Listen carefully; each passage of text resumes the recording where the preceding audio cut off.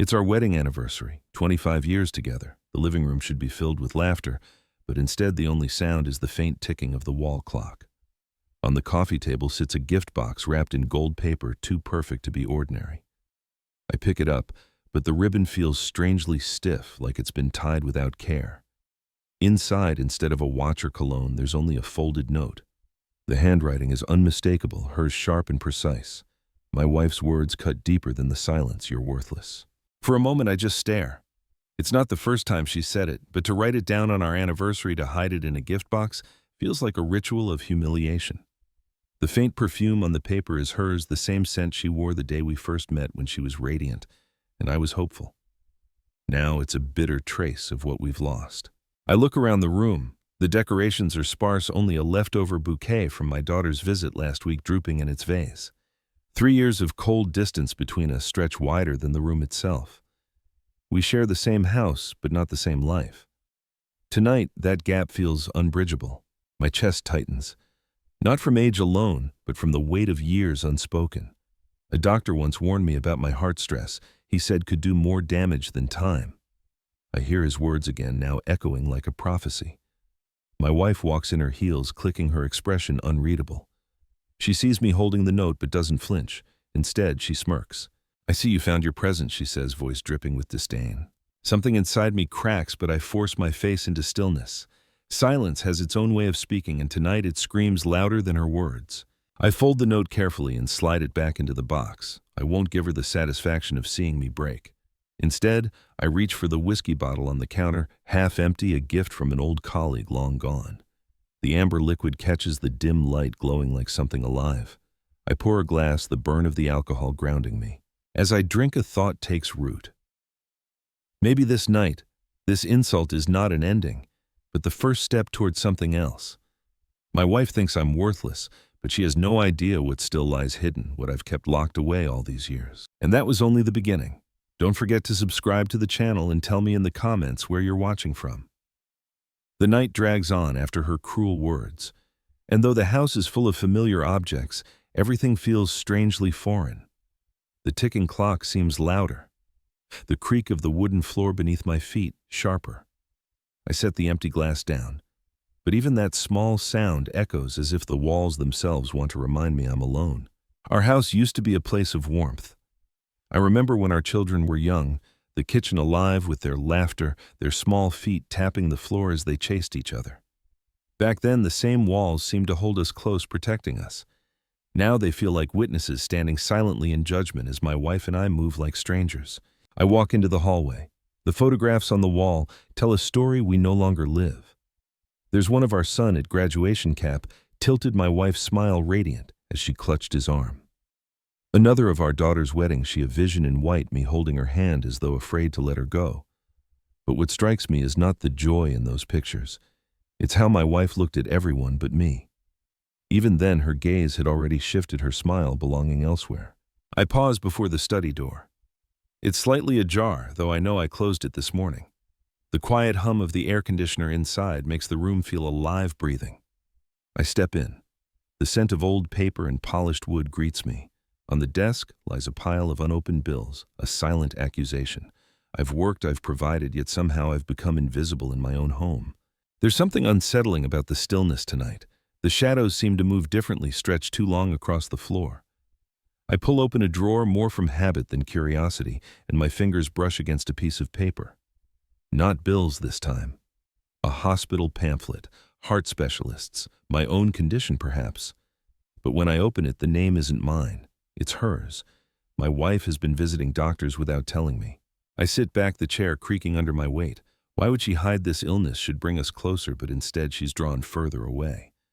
My chest tightens again, but this time it's not fear of my own heart. It's the sting of betrayal. She trusted someone else with this secret, not me. I lean back and close my eyes. Silence fills the space, heavy and suffocating. I recall something my father once said. A house without trust is quieter than any grave. At the time, I thought it was just one of his old sayings, half wisdom, half bitterness. Tonight, it feels like prophecy fulfilled. The study lamp flickers a weak light, barely holding on. I stare at the stack of bills again and notice one envelope slightly different, older, yellowed with time. Curious, I pick it up. It's from a bank addressed to me, sealed but never opened. My pulse quickens. Why would such a letter remain untouched for so long? I slip it into my pocket. My wife's footsteps echo down the hallway. Instinctively, I close the drawer and stand. She enters the room without knocking, her expression sharp as if she already suspects me of something. "What are you doing in here?" she asks. I force a smile, just thinking. Her eyes narrow, but she says nothing more. Instead, she turns off the lamp and walks away, leaving me in near darkness. For a moment, I hear nothing but the sound of her heels fading down the hall, then silence again. But silence has its own way of speaking. I know now something more is hidden here, and I intend to find it. Morning creeps in through the curtains, weak sunlight spilling across the living room floor. My wife has already left. I heard the front door shut hours ago, her steps brisk, purposeful, as though she couldn't get away fast enough. I sit in the quiet, clutching the unopened envelope from last night. My fingers trace the rough edges as if they hold an answer to the silence that's been eating this house alive. I hesitate before opening it. Instead, I find myself drawn toward the old wooden chest in the corner of the study. It belonged to my father, passed down to me after his death. For years, it's been nothing more than furniture or relic I dust once in a while. But today, something about it calls to me. I kneel before it, the wood groaning softly as I lift the lid. Inside are things untouched for decades. A faded tie I once wore to my first job interview, yellowed letters from relatives long gone, and at the very bottom, wrapped in a cloth, an object that feels heavier than it should. I unwrap it slowly, and there it is, an old bank book. Its leather cover is cracked, the pages slightly curled from age. The sight of it stirs something deep in me. I haven't seen this book in years. I thought it was lost, buried under the debris of moving boxes and forgotten time. My father used to keep it locked away, telling me a man's worth is sometimes hidden in the things he guards quietly. At the time, I never understood. Now the weight of his words presses against me. I open the first page.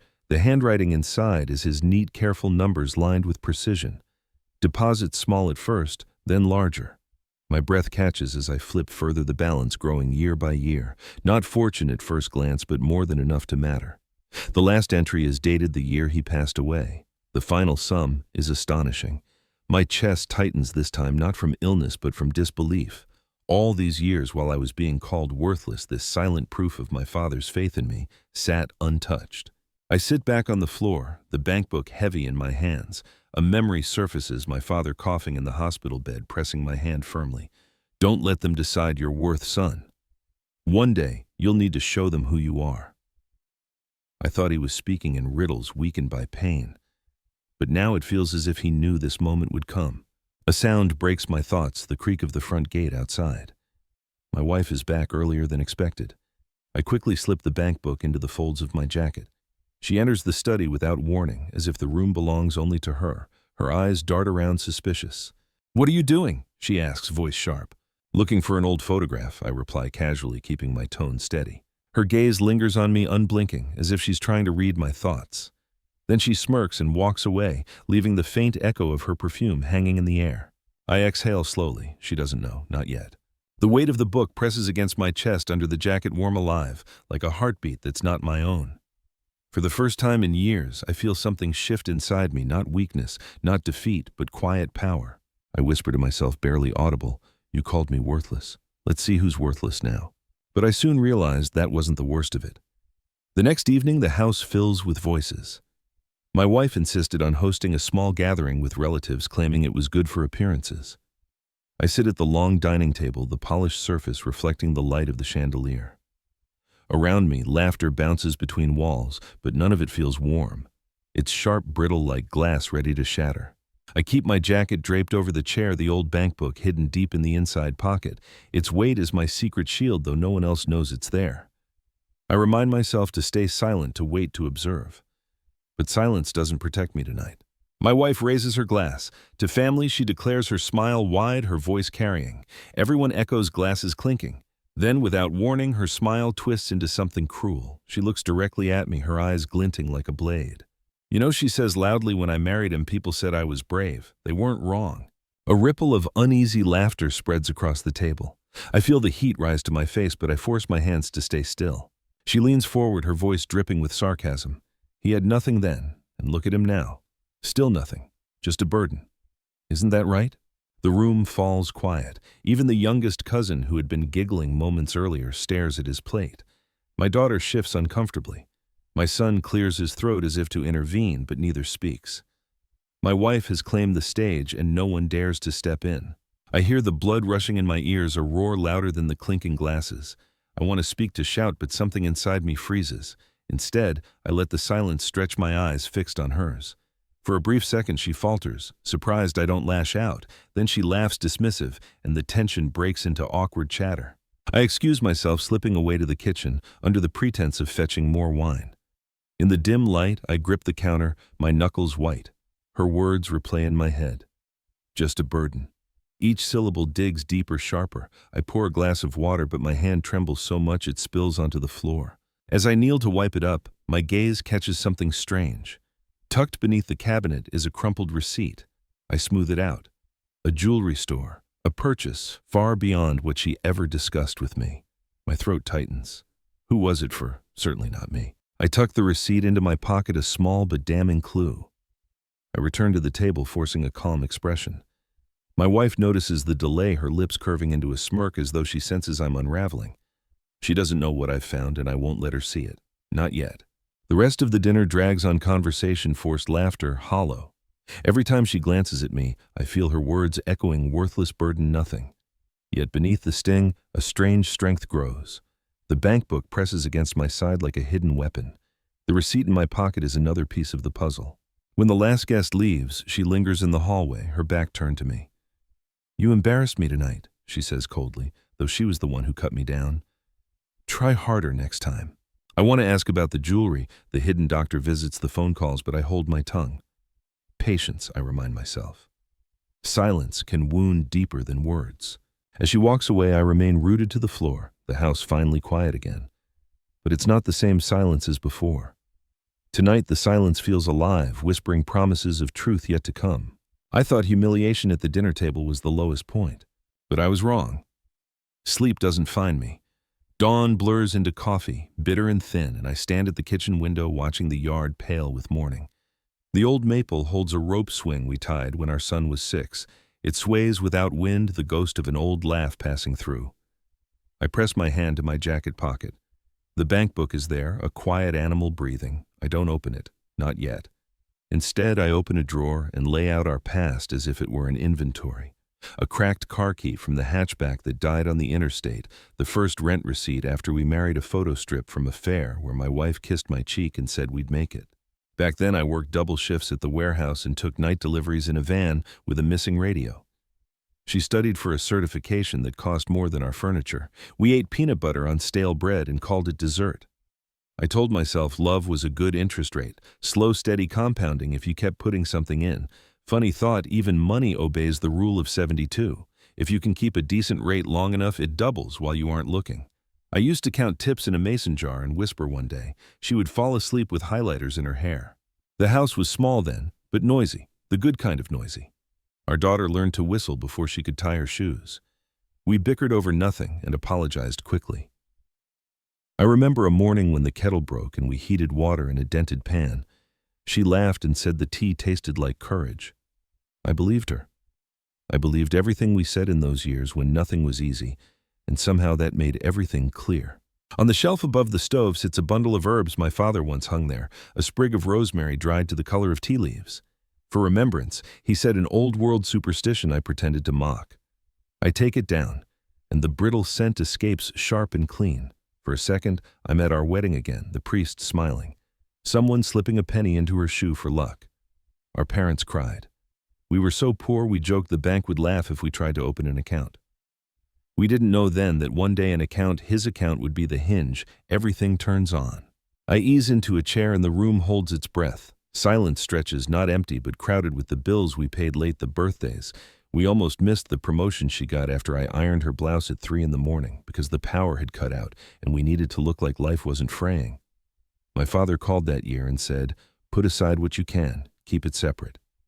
He was a careful man, wary of how love and money tangle. In many states, he told me inheritance is separate property if you don't commingle it, if you don't mix the funds or add other names. I didn't argue. I just listened. Then when he died, I did exactly as he said. The toaster pops empty. I forgot to put bread in. I laugh once a dry sound. I'm not senile, I tell myself, just tired. Still a shadow of doubt steps through me. Did I miss a sign years ago? Was there a bend in the road where we drifted apart without noticing? I think of her perfume on that cruel note, the hospital pamphlet with her name, the jewelry receipt. I think of a text I never saw, a conversation I wasn't invited to. Silence has its own way of speaking. I walk to the hallway and lift the photo album from the shelf, the heavy one with corners rubbed white. Pages turn like soft doors. Here we are in the second apartment, the one with a view of a brick wall and a sliver of sky. Here I am building a bookshelf on the floor while she laughs at how stubborn I am about instructions. Here is the night-blooming cereus my father gave us, a spindly plant that looked dead until one astonishing summer night it unfolded a single white flower the size of a saucer and flooded the kitchen with perfume. It bloomed only once that year, midnight magic for those who stayed awake. She called it a promise. I called it a test. I close the album and rest my palm against the cover. The bank book warms under my jacket like a secret oath. I'm not naive. Money isn't love. But it is proof of discipline, of time, of a father's faith, and a son's promise kept. And it is leverage, a pressure point the world respects when words fail. In the stillness, I hear the front door. Not opening, just the latch clicking like fingers testing the edge of entry. I wait. Nothing. Maybe it's the house settling wood, remembering storms. I hold my breath without meaning to count to 5, then 10. The room exhales with me. I pour water into the kettle, new one now, and watch steam coil like thought. I need to be careful. Rage is theatrical. Patience is surgical. One reveals everything and changes nothing. The other reveals nothing until the cut is clean. But I soon realized that wasn't the worst of it. The mail slides through the slot and flutters to the floor.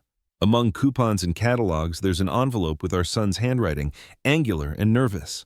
My name on the front, not Mom and Dad, just Dad. I sit at the table and run a finger under the flap. Inside is a single page. He writes that things don't feel right at home, that Mom cries sometimes when she thinks no one can hear, that an uncle has been around asking questions he won't answer. He says he loves me. He says he doesn't know where to stand. I set the letter down and let the quiet hold me.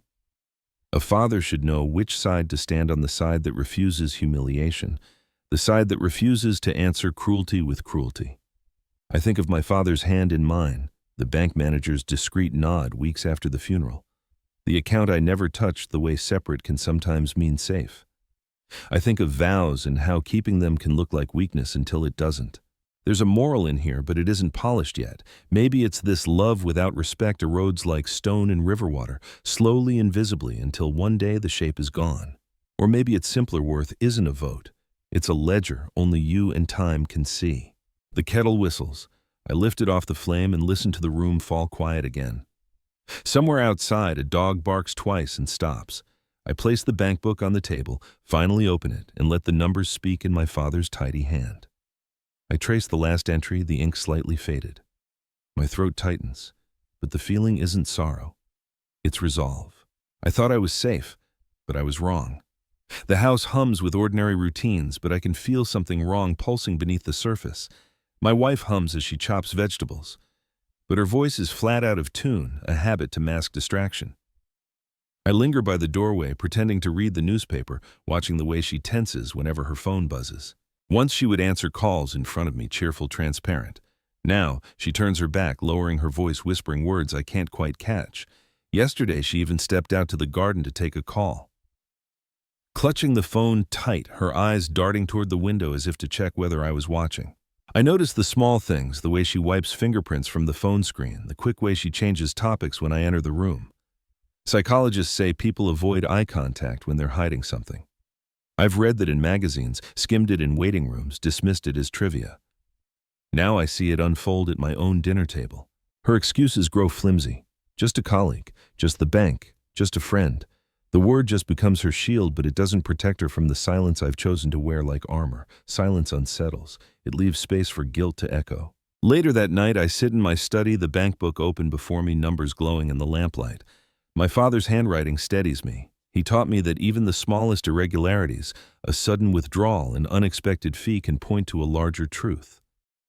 He treated his finances like detective work.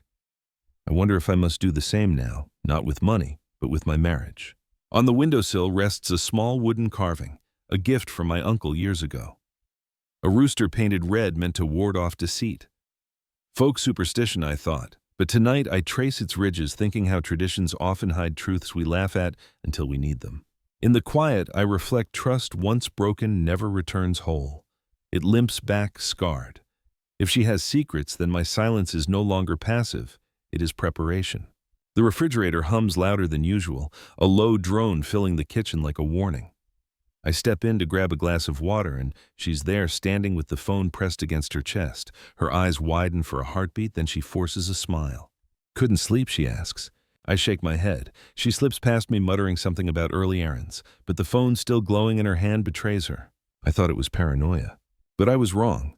The invitation came from her, though she pretended it was for me.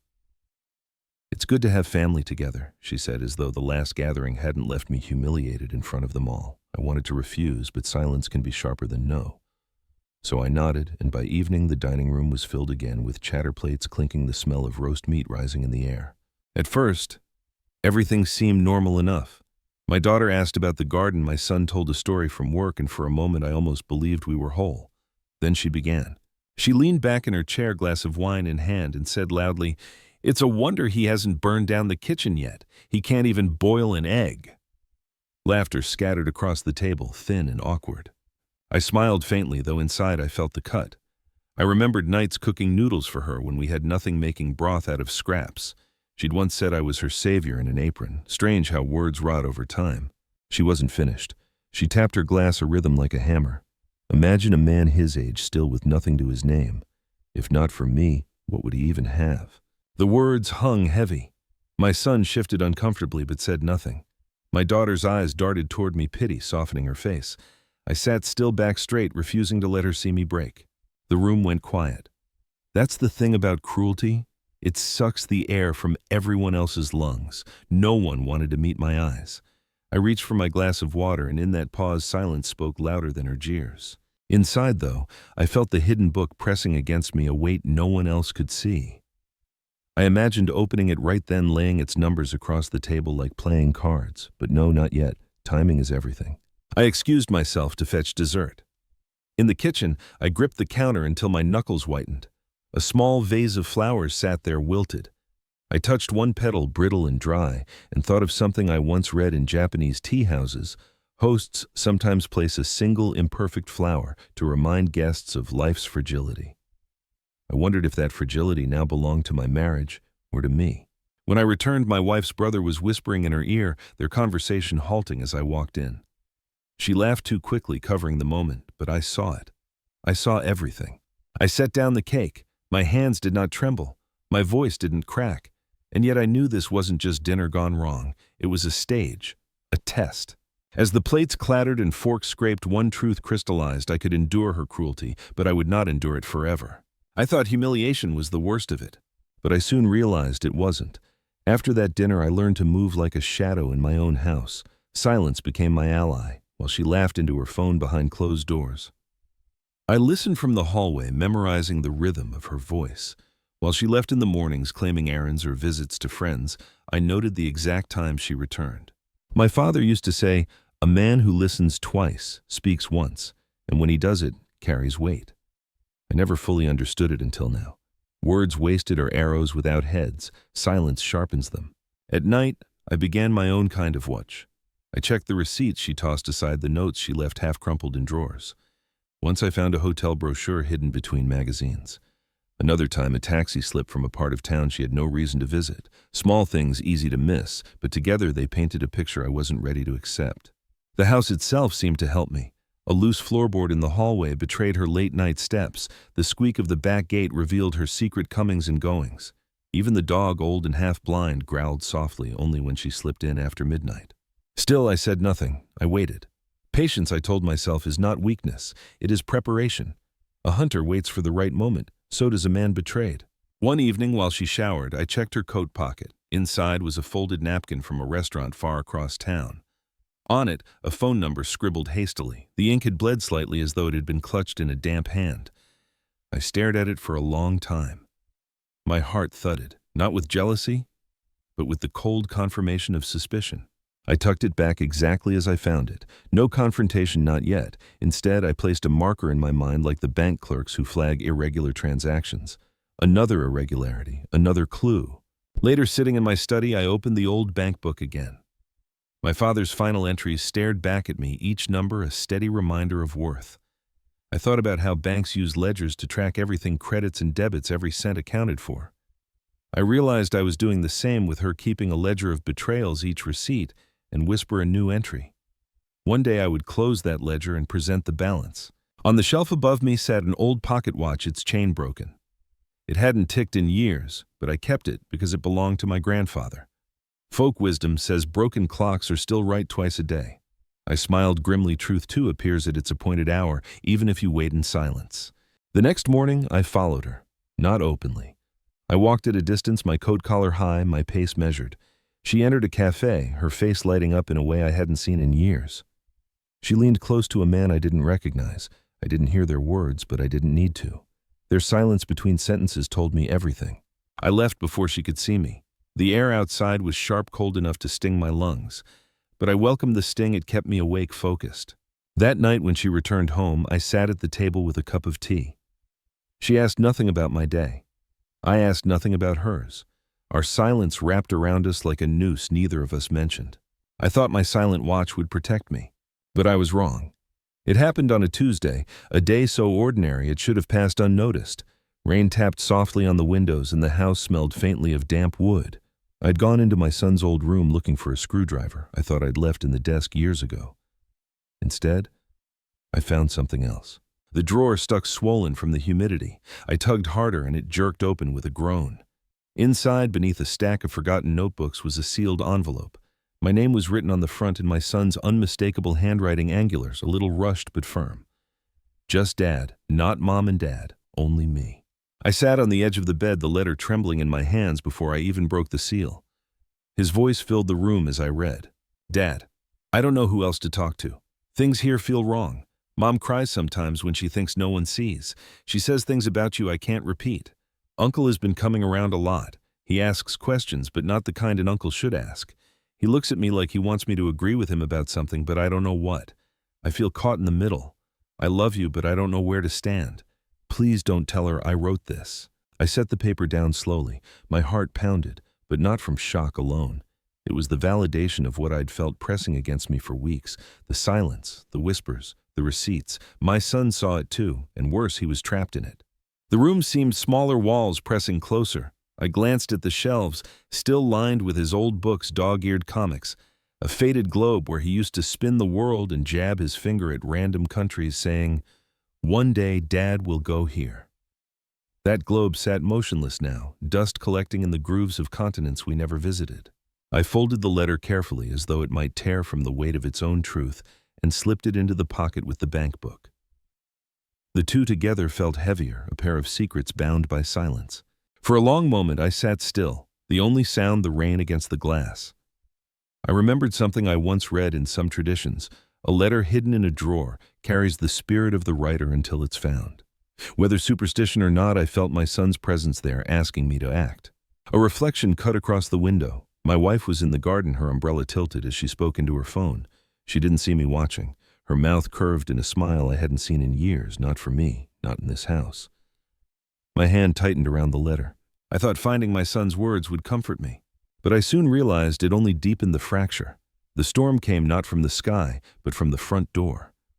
A sharp knock rattled the wood one evening, urgent and impatient. I was in the study, the letter from my son still folded carefully in the drawer beside the bank book. My wife rushed to answer, smoothing her hair as if she'd been expecting someone. Her brother stepped inside without waiting to be invited. The air changed instantly. He carried the smell of rain-soaked leather and something sour or debt, perhaps, though it clung invisibly. His eyes flicked to me, cold, dismissive, as though I were the servant in my own house. "Why didn't you call first?" I asked, my voice calm. He ignored me. Instead, he embraced my wife quickly, murmuring low words I couldn't catch. She nodded too fast, like someone rehearsing agreement. Then his gaze swung back to me. "You should be grateful," he said bluntly. "She carried you all these years. Everyone knows it." My wife's eyes flashed not in defense of me, but in warning for him to lower his voice. But he didn't. He walked into the dining room, pulled out a chair, and sat as though the house belonged to him. I followed slowly. My father once told me the loudest guest is often the hungriest. I wondered what hunger had brought her brother here tonight. He poured himself a glass of my whiskey without asking the same bottle I'd used the night I read her cruel note. He raised it like a toast. "You're finished," he muttered. "She deserves better." The words slid into me like knives, but I did not flinch. I only noted them like another entry in the ledger I was keeping. Then came the reveal. He leaned across the table toward my wife. "About the money," he said, his voice dropping. "I need it soon. Don't make me ask again." My chest tightened. So that was it. The jewelry receipt, the hushed calls, the secret visits. It wasn't just betrayal. It was business. And I was the collateral. She shifted uncomfortably. "Not now," she whispered. But I heard everything. I let the silence stretch heavy until even the clock on the wall seemed reluctant to tick. Finally, I stood gathering the glasses from the table. "You'll excuse me," I said. My voice was steady, but inside rage and clarity mixed like fire meeting dry wood. As I carried the glasses into the kitchen, I caught my reflection in the dark window. My face was pale, but my eyes were steady. I thought an uninvited guest was nothing more than an inconvenience.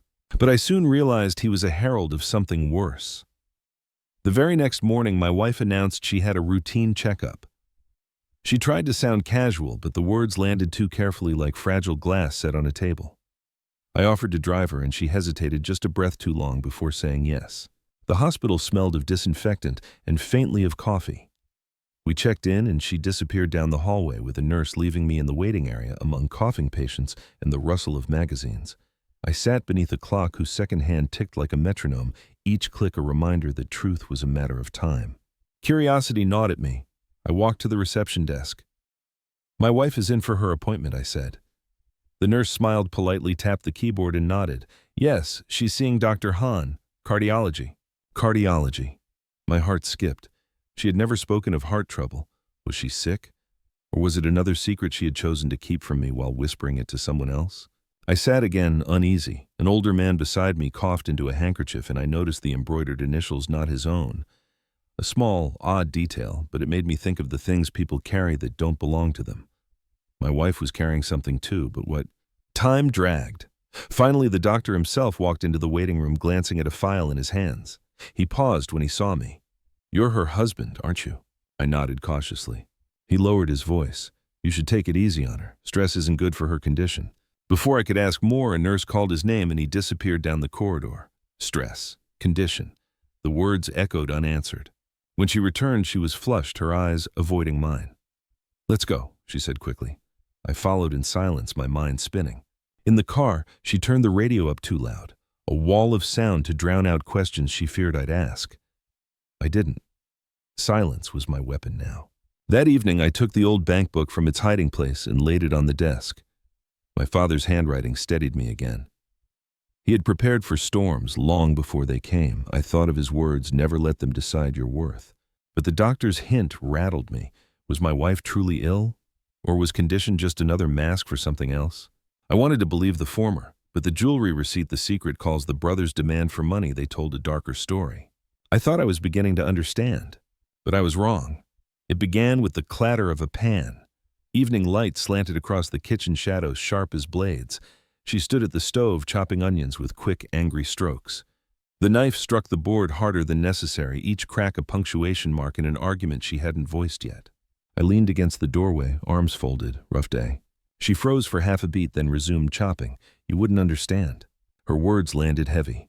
I stepped inside, the floor creaking. The air smelled of garlic and something burning. "Try me," I said. Before I could ask more, a nurse called his name and he disappeared down the corridor. Stress. Condition. The words echoed unanswered. I let the silence stretch. She hated silence. It was a mirror she couldn't control. "Go on," I said softly. Her hands trembled.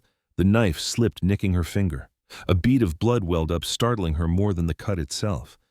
She dropped the knife into the sink with a clang. "This isn't working," she whispered. "It hasn't worked for years." The words struck harder than any insult. For a moment I saw her not as the woman who humiliated me at dinners, but as the girl I married, frightened, cornered, desperate. And then just as quickly the mask returned. "You've dragged me down long enough," she snapped. "If it weren't for me, you'd have nothing." I almost reached for the bank book, then almost slammed it on the counter to end her tirade. But something inside me said not yet. Evidence must be complete, timing precise. A premature reveal is no reveal at all. Instead, I picked up the dish rag, wiped the streak of blood from the counter, and placed the rag gently by her hand. "Be careful," I said. My calmness unnerved her more than anger would have. She shoved past me, muttering, "I need air." The back door banged shut, leaving the kitchen trembling in her wake. I stood alone among the half-prepared food, the scent of singed onions clinging to the air. On the windowsill sat the rooster, carving its red paint faded but eyes unblinking. A folk charm against deceit, my uncle once told me. Tonight it looked less like a charm and more like a witness. I poured myself a glass of water and let the silence settle again, heavy and deliberate. I thought the storm had passed when the door closed behind her, but I soon realized it was only gathering strength. The storm outside broke into rain by the time my granddaughter came to visit. She was small, delicate, with hair always half untied and eyes far older than her years. Children notice things adults pretend not to see. That evening she slipped into the house with her school bag, and for once her laughter didn't fill the rooms. We sat together in the living room. I made her tea the way she liked it, honey, no sugar. She sipped quietly, glancing at the door as though afraid her words might leak through the walls. Finally, she leaned close. Her voice was so soft it was almost drowned by the patter of rain. "Grandpa," she whispered, "don't trust everyone here." The cup trembled in my hand. I looked at her, startled. She shouldn't have carried words like that. They weighed too heavy for a child. "What do you mean?" I asked. Her eyes flicked toward the kitchen, then to the hallway where my wife's shadow passed briefly. "I just hear things. Uncle talks to Grandma when you're not around. They say your name like it's a problem." She swallowed hard. "Promise you'll be careful." I forced a smile for her sake, but inside unease rippled through me. Even she had sensed it, the fracture widening the Alliance building behind closed doors. Later, when I walked her to the car, she clutched my hand tightly. "Don't forget what I said," she murmured before climbing into the back seat. Her words lingered long after the car's taillights disappeared into the rain. Inside the house felt colder. The rooster carving on the windowsill seemed to glare its chipped paint like a warning sign. I poured another drink, the whiskey burning down my throat. Silence pressed against me again, but this time it wasn't empty. It carried her warning like a whisper through the walls. I thought betrayal was something I could spot with my own eyes, but I soon realized sometimes the children see first. That night, after my granddaughter's warning, I couldn't sleep. The rain had stopped, leaving the house heavy with damp silence. I found myself drawn to the hallway shelf where the old photo albums sat, dust settling on their spines like time itself refusing to be touched. I pulled one free, the thick leather-bound album we had filled together in the early years. The cover creaked when I opened it, the smell of old paper rising like a ghost. Page after page, there we were, young, laughing arms around each other, a family that looked unbreakable. But as I flipped further, the pictures began to tell a different story. In each one, her gaze seemed less on me and more on others. At our daughter's graduation, she leaned toward her brother. Not me. At my father's funeral, her eyes were on the guests, not the coffin. At a Christmas dinner years ago, I sat with a gift in my lap while she smiled at someone across the table. I had missed it then. But now, with hindsight sharpened by betrayal, the patterns leapt out like red threads. One photograph made me pause. Our son's 12th birthday. Balloons taped clumsily to the wall, a cake with crooked icing. My wife's smile wide, almost too wide, as her brother stood close beside her. His hand rested on her shoulder in a way that at the time I thought nothing of. Tonight, it chilled me. The silence of the house grew heavier. I traced the photo with my finger, the plastic film cool under my skin. I remembered something my grandmother once told me. Photographs never lie, but they don't always tell the truth either. They show what's there, not what's hidden. As I turned another page, a loose slip of paper fluttered out and landed on the floor. I bent to pick it up.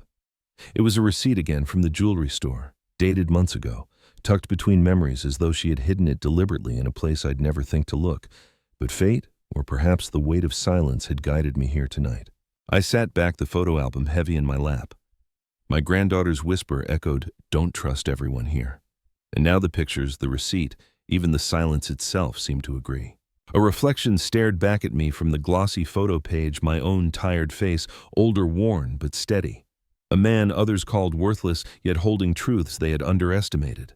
I closed the album, gently slid the receipt into the pocket with the letter and the bank book. 3 pieces now, 3 weights pulling me forward. I thought memories were safe places to hide, but I soon realized even photographs could betray me. The next morning, I carried the old bank book with me tucked inside my jacket like a secret heartbeat. I told my wife I was going to the market, but instead I walked to the bank where my father had once been a familiar face. The building hadn't changed, same marble floors, same brass railings polished to a dull glow. Only I had changed older now, carrying questions instead of deposits. At the counter, I handed the book to a young clerk. She frowned, typing into her computer. Her eyes widened slightly before she excused herself and disappeared into an office. Moments later, a man emerged, older, gray at the temples, his suit carefully pressed. He introduced himself as Mr. Choi, the branch manager. "Sir," he said quietly, "would you step into my office?" Inside, he closed the door and lowered his voice. "I don't see many of these anymore," he said, tapping the old book. "Your father was meticulous. Every deposit, every note. He trusted this bank." He slid the book back toward me. "The account is still active, untouched since the last entry." My breath caught. Untouched. Yes, significant funds remain. Most families spend within years, but not this one. It's substantial. His eyes lingered on me, measuring. "I thought you should know, but—" He hesitated. "There have been inquiries." "Inquiries?" My voice sharpened. He nodded. "A woman called twice asking about dormant accounts under your father's name. We did not disclose details, of course, but it concerned me." I felt my chest tighten. "Did she leave a name?" He shook his head. "No, but she sounded insistent, angry even." The room fell silent. I thought of my wife's phone calls, her brother's demands for money, the jewelry receipts hidden among photographs.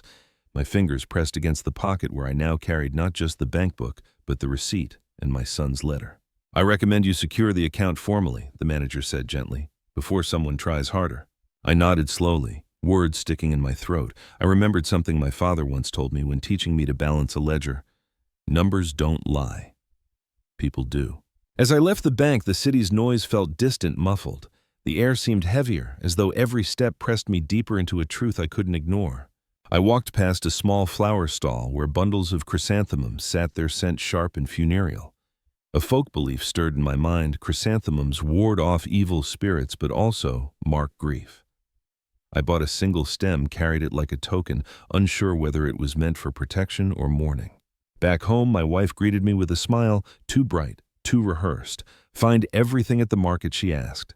I set the flower in a vase, said nothing. Silence again, my strongest answer.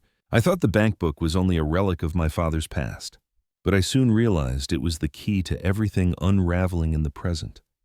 It happened at dusk, when the house was steeped in that in-between light, neither day nor night, only shadows that blur the edges of truth. I had just returned from the study when I heard her voice. She was in the kitchen, speaking low into her phone. The words drifted through the half-closed door, broken, jagged. "Yes, I told you soon. No, he doesn't suspect. Stop pressing me, I'll get it." A pause then, sharper. "Don't call here again." The clink of a glass followed, sharp enough to make me flinch. I edged closer, careful not to let the floor creak. Her tone shifted, softer now, pleading. "Just give me time. He's too blind to see." My chest tightened. Blind, worthless. Always the same words. My hand brushed against the wall, steadying myself. Then silence until the sudden crash of something hitting the floor. A glass shattered, fragments scattering across the tile. She swore under her breath, then the water ran as she swept shards into the sink. I stepped back quickly, returning to the hallway before she could open the door. By the time she appeared, she wore her practiced smile, though her hands trembled faintly. "I dropped a glass," she said, as if rehearsing. I nodded. My silence unnerved her more than questions would have. Her eyes flicked toward me, then away, unsettled by my calm. Later, when she went to bed, I remained in the kitchen. I picked a piece of the broken glass from the sink, holding it to the light. A folk superstition surfaced from childhood: broken glass invites misfortune unless the shards are buried under moonlight. My grandmother used to whisper it as she swept, believing the earth could swallow bad luck. I wrapped the fragment in paper and slipped it into my pocket, not as protection, but as evidence. The house grew quiet again, but it was no ordinary quiet. It was the silence of secrets, cracking of lies beginning to splinter under their own weight. I sat in the dark, the bank book, the receipt, my son's letter, and now the shard of glass gathered like pieces of a puzzle only I could see. Each one whispered, "Wait, but not forever." I thought eavesdropping would give me answers, but I soon realized it only deepened the questions. The house was unnervingly still that morning. No clinking of dishes, no rustle of papers, just the low hum of the refrigerator and the steady tick of the wall clock. I was in the study thumbing through the old bank book again when a sound cut through the silence. A heavy thud followed by the sharp crash of something falling. I rushed into the living room. She was on the floor, one hand clutching her chest, the other reaching toward the coffee table where a vase now lay shattered. Water spread across the carpet, seeping into the fibers like ink bleeding through paper. Her face was pale, lips trembling as though forming words she couldn't speak. "Breathe," I said, kneeling beside her. My hands shook as I lifted her gently, placing a pillow under her head. Her eyes fluttered open for a moment, glassy, then rolled shut again. Panic surged through me, but training from years past steadied my hands. I called the ambulance, my voice calm, though my heart thundered like a war drum. Minutes later, paramedics carried her out on a stretcher. I followed the siren wailing above us, slicing through traffic like a blade. Inside the hospital, fluorescent lights glared down, washing everything in harsh clarity. Doctors and nurses swarmed her machines, beeping monitors flickering with jagged lines. A young doctor pulled me aside. "She's stable for now," he said, his voice measured, "but she's been under enormous stress. Her heart, it's fragile, fragile." The word rang in my ears. Not worthless, not cruel, but fragile. A part of me wanted to feel pity, but another part, colder, harder, remembered her words, her phone calls, her brother's demands. Fragility didn't excuse betrayal. They wheeled her into a ward, tubes running from her arm monitors blinking steadily. I stood at the foot of the bed listening to the machine's beeps. Each one sounded like judgment, like time running out on lies. On the bedside table lay her purse half open. A folded paper peeked out. While the nurses busied themselves, I slipped it into my pocket. Later, alone in the hallway, I unfolded it. Another receipt. Not for medicine, not for hospital bills, but for another jewelry purchase, even larger than the last. My stomach turned. I leaned against the cold wall, closing my eyes. I remembered something my father once told me during his own hospital stay. Illness doesn't change who people are. It just strips away the masks. A nurse passed, reminding me gently to get some rest. But rest was impossible now. My pockets were heavy. The bank book, the letter from my son, the earlier receipt, the shard of glass, and now this new one. Each item felt less like evidence and more like ammunition. I returned to her room. She stirred faintly, her eyes opening just enough to meet mine. For the briefest second, there was vulnerability there, almost pleading. But then just as quickly, the mask slipped back into place, even as monitors tracked her fragile heartbeat. I sat down, silent. My silence was no longer just a shield, it was a blade, sharp and waiting. I thought her collapse would soften me. But I soon realized it only steeled my resolve.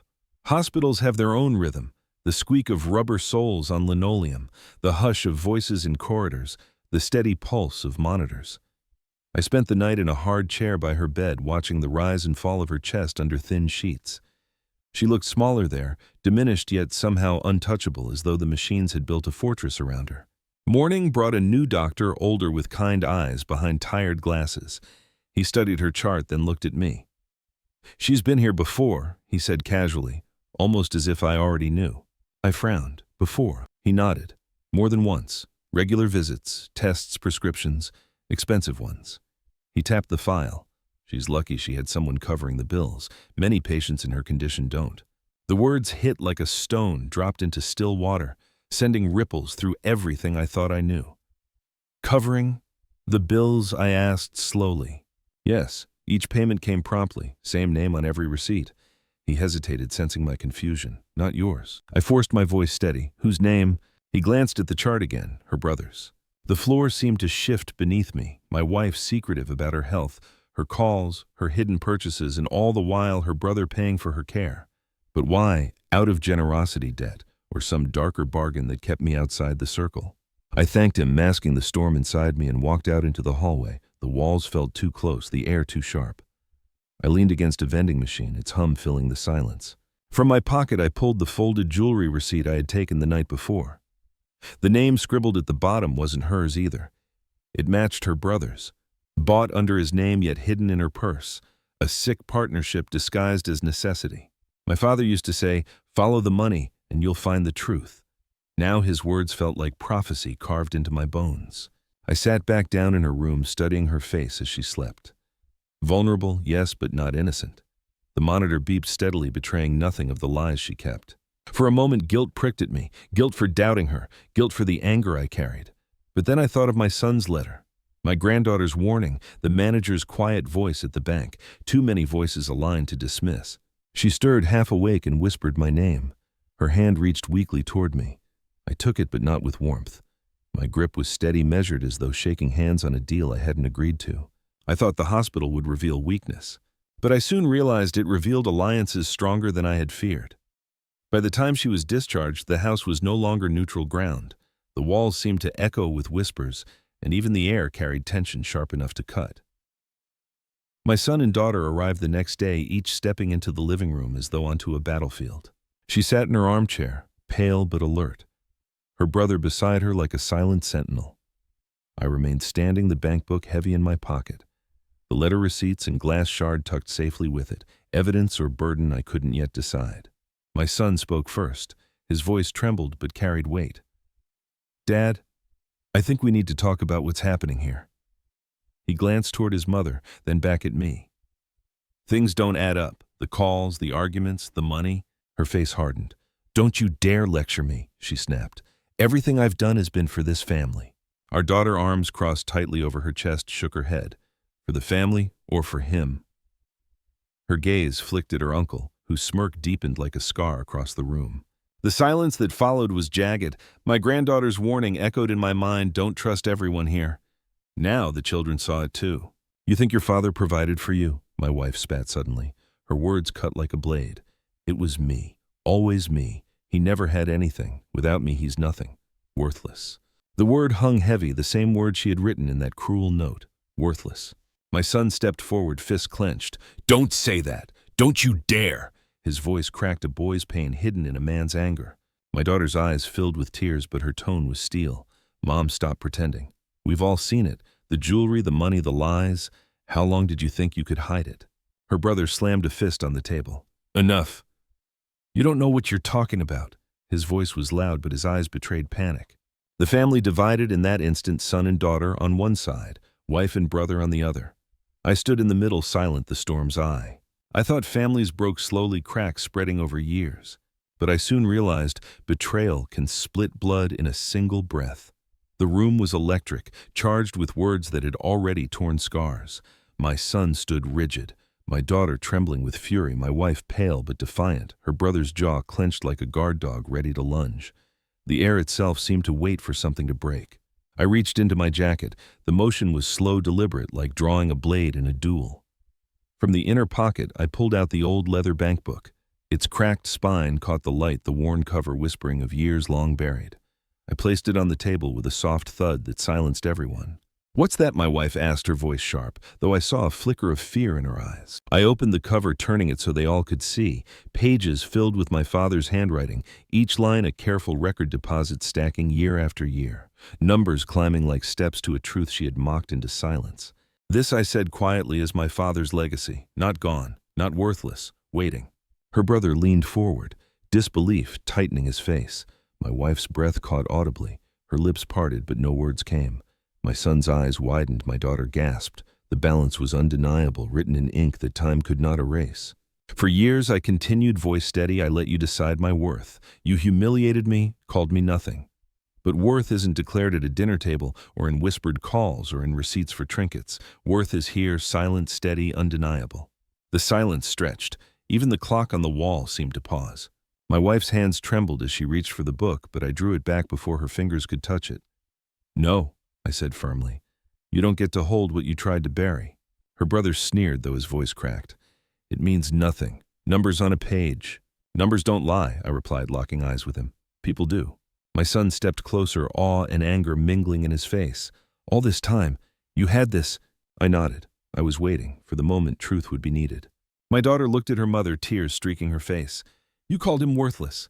And all along—" She shook her head. "How could you?" My wife's face turned ashen, her lips forming excuses that never came. The word she had used to break me worthless collapsed back onto her like a mirror shattering. I closed the bank book gently, the sound final like a gavel. "This is not just money. It's proof. Proof that I was never nothing. Proof that silence was never weakness. Proof that betrayal cannot erase truth." I thought revealing the book would end the war, but I soon realized it was only the opening shot. The weight of silence pressed down harder than any shouting could. My wife sat rigid in her chair, her eyes fixed on the bank book as though it were a weapon aimed at her chest. Her face drained of color, every trace of defiance stripped away. I had seen her pale before at funerals, at hospital bedsides, but never like this. This wasn't grief. This was fear. The kind that comes when the mask slips and the truth stands naked in the room. "You knew nothing about this," she whispered, her voice cracking. "All these years and you never said a word." I met her gaze steadily. "All these years you never asked." Her brother shifted uneasily, his bravado gone. He glanced toward her, searching for an ally, but she was too stunned to respond. The balance of power had shifted, and he knew it. My son stepped forward. "Mom," his voice was tight-pained, "you made us believe Dad was nothing. You made us look at him with pity. All this time." My daughter's tears glistened in the dim light. "How could you do that to him, to us?" My wife pressed a hand to her temple as if the room itself spun. Her breathing grew shallow. I didn't know. I thought—" Her words collapsed into silence. I remembered a saying my grandmother used to mutter, "The face tells the truth. The mouth cannot speak." Tonight my wife's face told everything. The lies, the arrogance, the betrayal, all unraveling in her pallor. The silence stretched until even the ticking clock sounded accusatory. I slid the bank book back into my pocket, its weight more powerful now than any speech I could give. "I stayed silent," I said softly, "because silence has its own way of speaking. Tonight it spoke for me." She lowered her eyes, unable to meet mine. For years she had called me worthless, dismissed me in front of others, erased my sacrifices with a cruel laugh. But now, stripped of certainty, she could no longer disguise the truth. The room was heavy with judgment, not mine, but our children's. She felt it. Her shoulders sagged under its weight. Her pale face was answer enough. I thought this moment would bring relief. But I soon realized the silence after revelation can cut deeper than the revelation itself. The shouting never came. Instead, the storm ended in silence so heavy it seemed to settle into the walls themselves. My son left first, shaking his head as he walked out the door. My daughter lingered a moment longer, her eyes searching mine, silently promising she stood with me before she too disappeared into the night. The house grew emptier with every departing step, though the tension remained clinging like smoke after a fire. Her brother muttered something about needing air and slipped outside. He didn't come back. The front gate slammed once sharp and final, leaving only the echo behind. That left the two of us. My wife sat at the dining table, her hands folded in her lap, her face still pale, though her jaw trembled as if holding back 1,000 words. I didn't offer her any. Silence was my ally, and I wore it like armor. She finally whispered, "You've ruined everything." I almost laughed, though not with joy. "No," I said quietly. "I've revealed everything. There's a difference." Her eyes darted toward the pocket where the bank book rested. Fear flickered there again, quickly masked but not well enough. She was already calculating, already scheming. The revelation had shaken her, yes, but it hadn't ended her. I stood and walked to the window. Outside, the garden glistened from the earlier rain.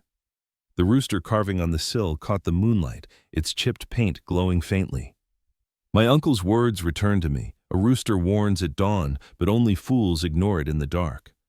I wondered if I had waited too long to heed the warnings. Behind me, she rose from her chair. Her footsteps were hesitant, uneven. "We can still fix this," she said, her tone brittle, stretched thin.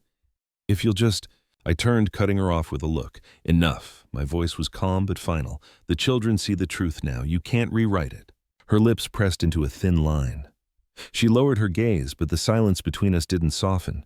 It hardened walls, solidifying where bridges once stood. I poured myself a glass of water and sat back down, the chair creaking under me. The house was quiet again, but it was not peace. It was aftermath, the fragile calm that lingers after lightning when you know the air is still charged and another strike may come. I thought the storm would leave me lighter, but I soon realized it only left me waiting for what would follow. The night stretched on long after the others had gone. The house breathed differently now, each creak of wood carrying tension instead of comfort. She lingered in the shadows of the dining room, arms folded, eyes narrowed, her pale face hardening into defiance. I remained seated, the bank book in my pocket, its presence grounding me like a weight of iron. Finally, she spoke. "You think one old account makes you a man? That ledger doesn't erase years of failure." I let her words pass through me. Once they would have pierced, now they clattered harmlessly to the ground. I answered softly, That ledger isn't just money, it's proof. Proof I was never what you said I was. Her lips curled into a bitter smile. So what now?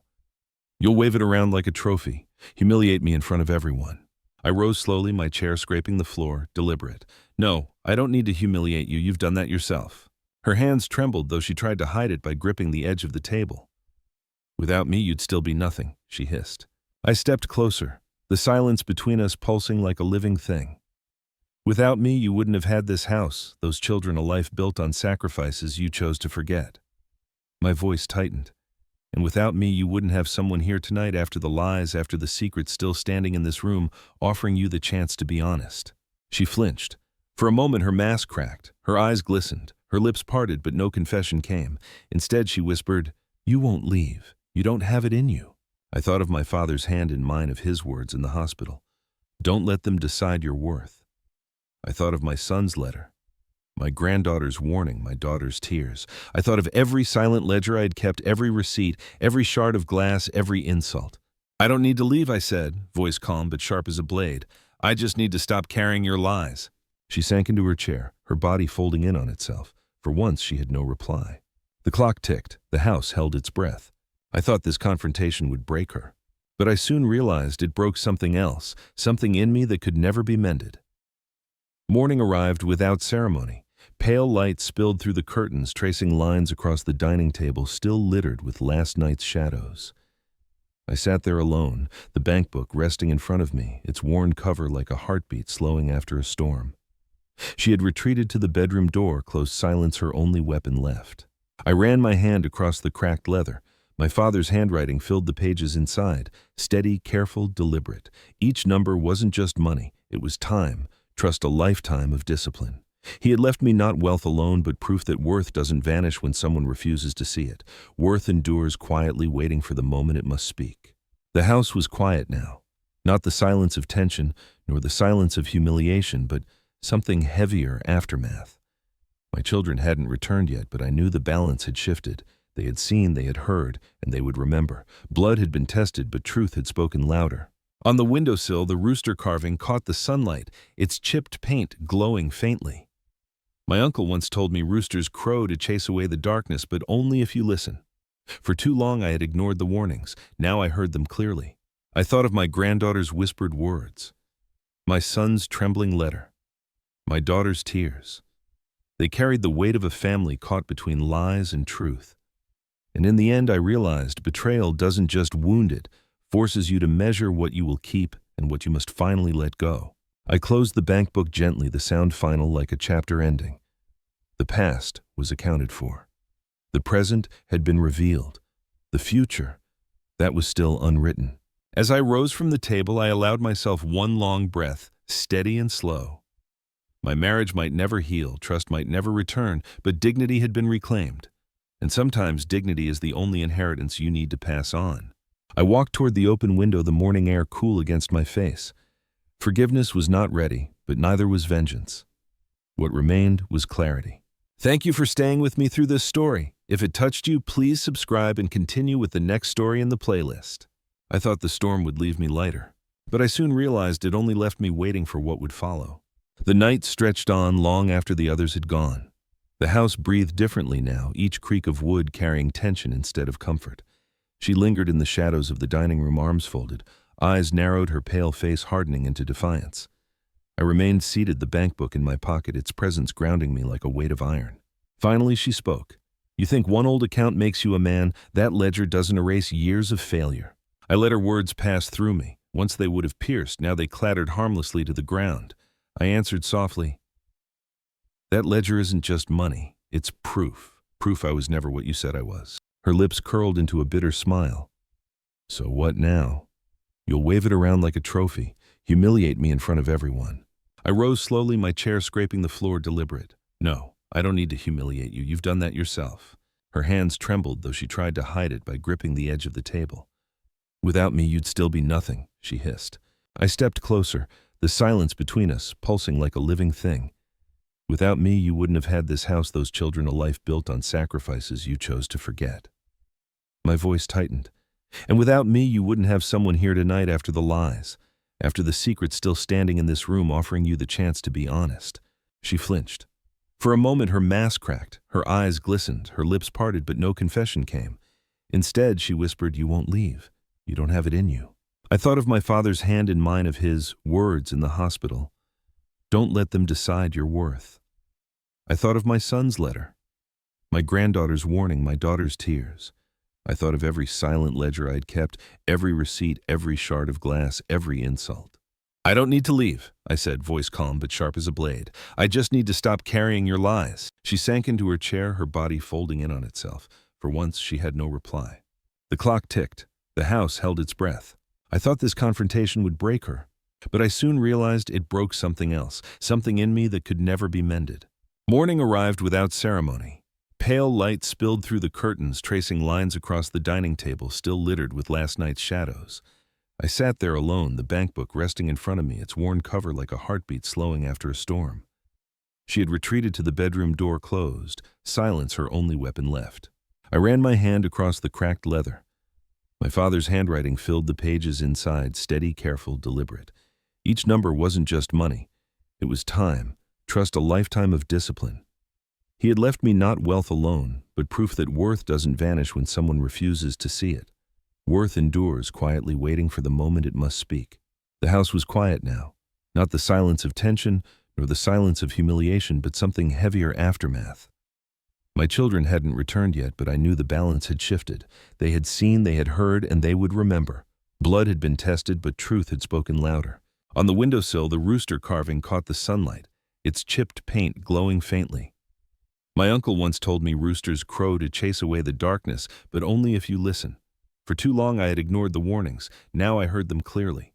I thought of my granddaughter's whispered words, my son's trembling letter, my daughter's tears. They carried the weight of a family caught between lies and truth. And in the end, I realized betrayal doesn't just wound, it forces you to measure what you will keep and what you must finally let go. I closed the bank book gently, the sound final, like a chapter ending. The past was accounted for. The present had been revealed.